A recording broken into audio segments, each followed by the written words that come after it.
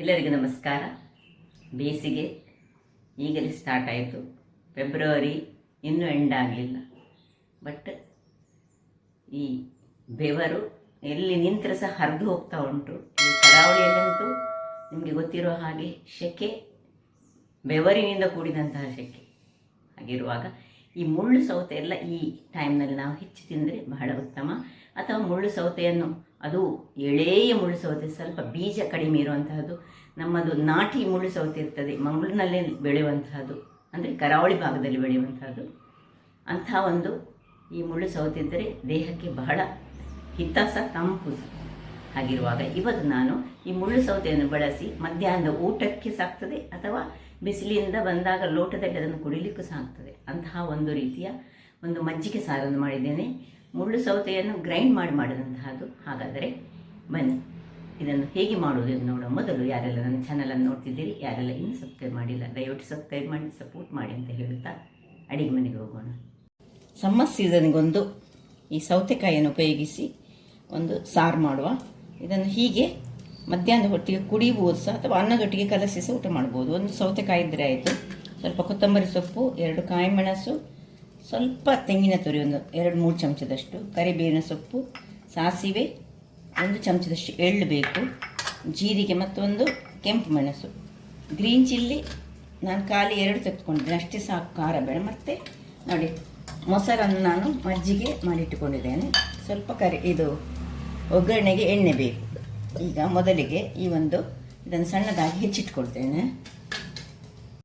ನೋಡಿ ವೀಕ್ಷಕರೇ, ತುಂಬ ಎಳೆಯ ಸೌತೆ, ಬೀಜ ಬಲ್ತಿರಬಾರ್ದು. ಬೀಜ ಬಲ್ತಿದ್ರೆ ಇದಕ್ಕೆ ಯೂಸ್ ಮಾಡಲಿಕ್ಕೆ ಒಳ್ಳೆಯದಾಗೋದಿಲ್ಲ. ನೋಡಿ, ಇದರಲ್ಲಿ ಬೀಜವೇ ಇಲ್ಲ. ಇಂತಹದ್ದನ್ನು ನಾವು ತೆಗೆದುಕೊಂಡು ಈ ಟೈಪಲ್ಲಿ ಎಳೆಯದು ಸಿಗ್ತದೆ, ನಮಗೆ ನೋಡುವಾಗಲೇ ಗೊತ್ತಾಗ್ತದೆ ಅಂಗಡಿಗಳಲ್ಲಿ.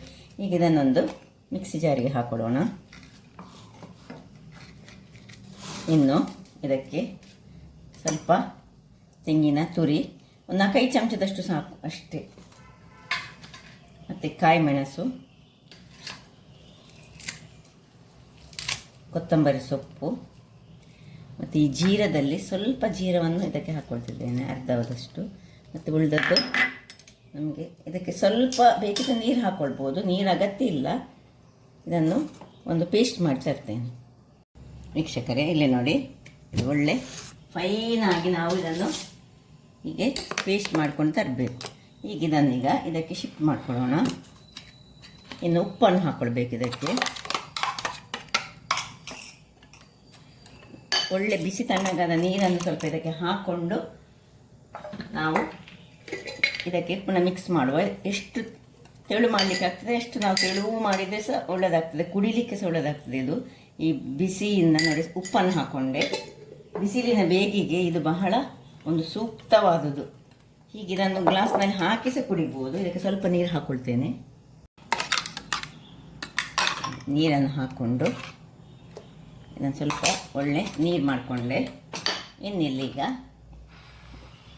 ಒಂದು ಬಾಣಲೆಯನ್ನು ಇಟ್ಟುಕೊಂಡಿದ್ದೇನೆ. ಇದಕ್ಕೊಂದು ಒಳ್ಳೆ ಚಂದದ ಒಗ್ಗರಣೆ ಕೊಡುವ. ಸ್ವಲ್ಪ ಎಣ್ಣೆ ಕಾಯಲಿ. ಎಣ್ಣೆ ಕಾಯುವಾಗ ಸಾಸಿವೆ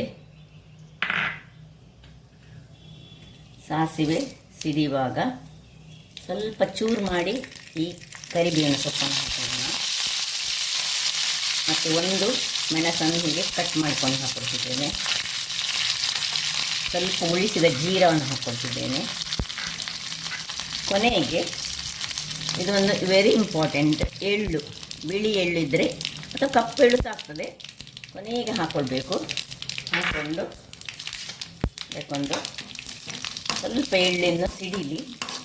ಸ್ವಲ್ಪ ಜಾಗ್ರತೆ ಇರಬೇಕು ಎಳ್ಳು ಸಿಡಿಯುವಾಗ. ಸೊ ಆಫ್ ಮಾಡ್ಕೊಳ್ಳೋಣ ಎಳ್ಳು ಸಿಡುವಾಗ. ಇನ್ನು ಇದನ್ನು ಇದಕ್ಕೆ ಶಿಫ್ಟ್ ಮಾಡಬೇಕು. ಇಲ್ಲಿ ಬೇಕಿದ್ರೆ ಕೊತ್ತಂಬರಿ ಸೊಪ್ಪು ಆಗ ನಾವು ಇದಕ್ಕೆ ಹಾಕಿದ್ದೇವೆ. ಬೇಕಿದ್ರೆ ಸ್ವಲ್ಪ ನಾವು ಚಾಪ್ ಕೊತ್ತಂಬರಿ ಸೊಪ್ಪನ್ನು ಹಾಕ್ಕೊಳ್ಬೋದು, ಅಗತ್ಯ ಇಲ್ಲ. ಯಾಕೆಂದರೆ ಕೊತ್ತಂಬರಿ ಸೊಪ್ಪಿನ ಫ್ಲೇವರ್ ಇದರಲ್ಲಿ ಉಂಟು. ಒಂದು ರುಚಿಯಾದ ಮಧ್ಯಾಹ್ನದ ಅನ್ನಕ್ಕೆ ಕಲಸಿ ತಿನ್ನಲಿಕ್ಕೆ ಸಾಕ್ತದೆ ಇದು. ಅಥವಾ ಇದನ್ನು ಇನ್ನೂ ಸ್ವಲ್ಪ ಬಿಸಿ ತಣ್ಣಗಾದ ನೀರನ್ನು ಹಾಕಿದರೆ ಇದನ್ನು ಚೆನ್ನಾಗಿ ಕುಡಿಬೋದು ಸಹ. ಈ ಬಿಸಿಲಿನಿಂದ ಮನೆಗೆ ಬರುವಾಗ ಇದನ್ನು ಯೂಸ್ ಮಾಡಿದರೆ ಬಹಳ ಉತ್ತಮ. ಹಾಗಾದರೆ ನೋಡಿದ್ರಲ್ಲ ವೀಕ್ಷಕರೇ, ಒಂದು ಸುಲಭ ರೀತಿಯ ಮುಳ್ಳು ಸೌತೆಕಾಯಿಯಿಂದ ಮಾಡಿದಂತಹ ಒಂದು ಸಾರು ಅಂತ ಹೇಳ್ಬೋದು.